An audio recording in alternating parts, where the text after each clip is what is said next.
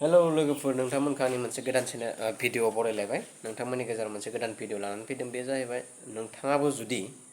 सरकारनिफ्राय आयवे न' मोनदों नामा नोंथाङा जुदि सरकारनिफ्राय प्रधान मन्त्रि आवास योजनानि न' स्किमनि न' मोनदों नामा अब्ला नोंथाङा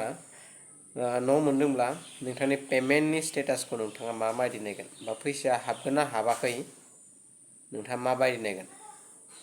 बेखौ नोंथांमोना देखायगासिनो माबायदि नोंथांमोना गावनि मबाइलावनो एन्ड्रइड मबाइल फनावनो नोंथाङा बे पेमेन्टनि फैसानि स्टेटासखौ नोंथांमोना नायनो हागोन बेनि थाखाय नोंथांमोना चेनेलखौ अननानै साबस्क्राइब खालामाखैबा आरो भिडिअखौ लाइक खालाम कमेन्ट खालाम आरो शेयार खालाम नोंथांमोना देखायलांगोन नोंथांमोना नायलांबाय था नोंनि गावनि आखायाव थानाय मबाइलजोंनो जागोन माबायदि पेमेन्टखौ स्टेटास चेक खालामगोन बेनि थाखाय नोंथांनो नांगोन खालि आइडि नाम्बार थाबानो नोंथाङा पेमेन्टनि स्टेटासखौ नायनो हागोन अब्ला जोङो नोंथांनो देखायलांगासिनो नोंथाङा चेनेलखौ साबस्क्राइब खालामदो आरो बेल आइकनखौबो थुना हो लोगोसे दा भिडिअखौ स्टार्ट खालामसै नोंथांमोना मबाइलनि स्क्रिनावल' नायलांबाय थाबानो जाबाय दायो जोङो फार्स्टआवनो जों क्रम ब्राउजारखौ जों अपेन खालामना लाग्रोनोसै क्रम ब्राउजारखौ अपेन खालामबाय अपेन खालामनानै लिरदो PMAY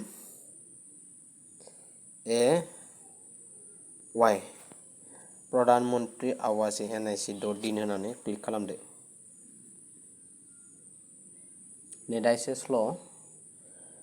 बिदि इन्टारफेस जागोन हा फार्स्टआव नोंनि मबाइलाव बेफोरबायदि इन्टारफेस जागोन इन्टारफेस जाबा नोंथाङा मा खालामगोन नोंथाङा बे खनायाव मोनथाम डट नुदोंना बे क्लिक खालाम क्लिक खालामबाय क्लिक खालामनानै दा जोङो मायाव थांगोन नोंथांनि जोङो पेमेन्ट स्टेटासखौसो नायगोन नालाय माने नोंथांनि बेंकनि एकाउन्टआव फैसाया ट्रान्सफार जागोन ना जायाखै बा हाबगोन ना हाबाखै बा सेटेल जागोन ना जायाखै सेटेल जाखांनायनि उनावसो नोंनि बेंकनि एकाउन्टआव फैसाया हाबगोन जुदि मार्जिन सेटेल जाखांबायबा नोंनि एकाउन्टआव साननैसोनि गेजेराव फैसाया हाबगोन सेटेल जायाबा हाबनाय नङा हाबनो हागोन सेटेला सोरनाबा टाइम लागोन सोरनाबा थाबबो जागोन सोरनाबा सम लायो सोरनाबा दा सेटेल जाबाय खिन्थु बेंकआव ट्रान्सफार जाथ'वाखै सेटेल लानानै गाबोन समफोरनि गेजेराव बिदिनो साननैसोनि गेजेराव हाबगोन जायखिजाया माबायदि स्टेटासखौ बेखौ नायनो हागोन आरो बेनिफ्राय थुखांनायनि उनाव मायाव थांगोन जोङो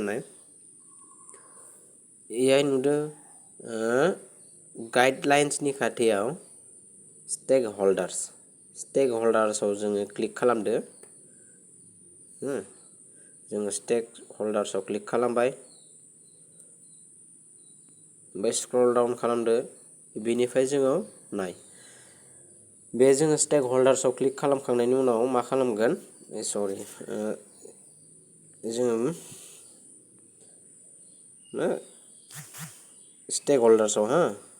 स्टेक हल्डार्सआव क्लिक खालामना स्क्रल डाउन खालामबाय बेहाय दङ आइवे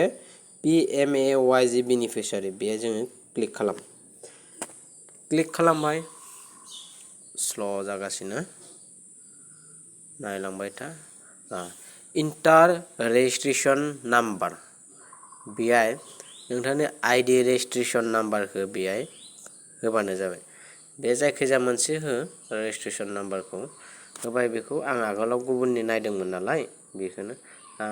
मोनसे नायबाय क्लिक खालामबाय आरो खनसे क्लिक खालामबावदो नेटआ स्ल' क्लिक खालामदो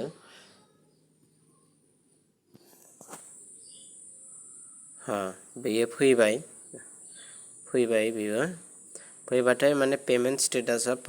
नै अर्डार सिटआ जाबाय आरो माने अर्डार सिटआ जाबाय 32,500 खिन्थु माबा सेटेल जाना थाबाय बुस्थुआ ओमफ्राय पेमेन्टआ जायाखै बे सेटेल जाबाय ओमफ्राय सेटेल जाखांनायनि उनावसो पेमेन्टआ हाबो सानसे बा साननै थांनायनि उनाव बिदिनो नोंथांमोना नोंथांमोननि न'नि आइडि थाबाथाय नोंथाङा नोंथांनि स्टेटासखौ नायनो हागोन आरो बेखिनिखौनो नोंथांमोना देखायनो होननानै माने बानायबाय नोंथाङा गावनि मबाइलावनो बेखिनिखौ नायनो हागोन